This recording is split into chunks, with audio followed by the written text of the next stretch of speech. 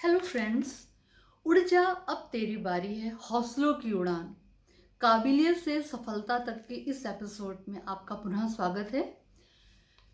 योग की इम्पोर्टेंस के बारे में हम सब बात कर रहे थे।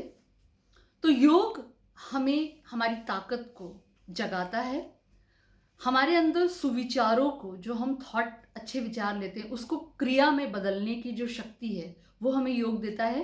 क्योंकि मस्तिष्क में ऊंचे विचार को भर के हम अपनी दक्षता के साथ अपने जब कार्य में उसको परिणत करते हैं तो हमें सफलता मिलती है। और योग वो कला सिखाता है, हमारे अंदर वो एनर्जी डेवलप करता है। हमारे अंदर बल, ऊर्जा और तेज योग से हमें मिलता है।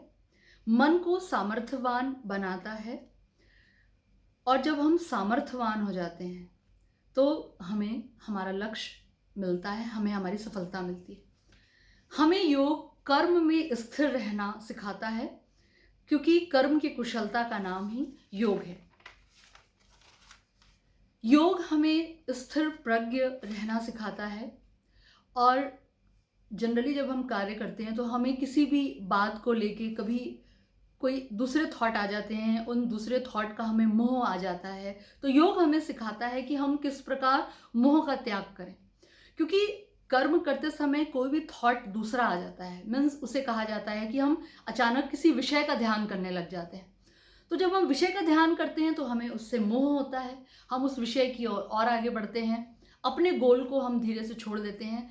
और मोह के बाद क्रोध आता है, लगाव आता है, आसक्ति आती है और उससे हमारी सोचने की शक्ति भटक जाती है। और जब हमारी सोचने की शक्ति भटकती है तो हमारी बुद्धि का नाश होता है, और जब बुद्धि ही नहीं रहेगी तो हमारा कहीं ना कहीं सर्वनाश होगा। तो योग हमें वो कला सिखाता है कि हम कार्य करते समय कोई और विषय का ध्यान न कर सके, इतना हमें वो डेडिकेटेड रहना योग सिखाता है। और कहा भी गया है कि विपरीत बुद्धि विनाश काल, या विनाश काले विपरीत बुद्धि। तो कार्य करते समय यदि हम अपने गोल के अलावा किसी और बात का ध्यान करेंगे, विपरीत बुद्धि रखेंगे, तो विनाश निश्चित है। तो योग वो कला सिखाता है कि कैसे हम 100% डेडिकेटेड रहें। क्योंकि किसी भी गोल में सफलता के लिए मार्ग तो दो ही है, ज्ञान मार्ग और कर्म मार्ग। और जब हम कर्म ज्ञान के साथ करते हैं, तो ज्ञान के साथ जब हम कर्म करते हैं कि हमें क्या सोचना है, प्रेजेंट में कैसे रहना है, तो जो कर्म का रिजल्ट है उसकी बात ही कुछ रहती और होती है। तो ज्ञान के साथ कर्म करने की कला योग सिखाता है। हमारे अंदर चेतना, प्रेरणा और उत्साह की जो कला है वो हमारे अंदर ये भावना डेवलप करता है।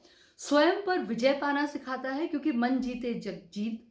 और हमें अपने गोल में एकाग्रचित रहना सिखाता है योग, क्योंकि जो एकाग्रचित रहेगा वही सामर्थ्यवान बनेगा। मीन्स सामर्थ्यवान मीन्स एक्सीलेंस। और कहा भी गया है कि एक्सीलेंस से ही, एक्सीलेंस के पीछे भागो। एक्सीलेंस यदि हम हैं गोल में तो सक्सेस अपने आप हमें मिलती।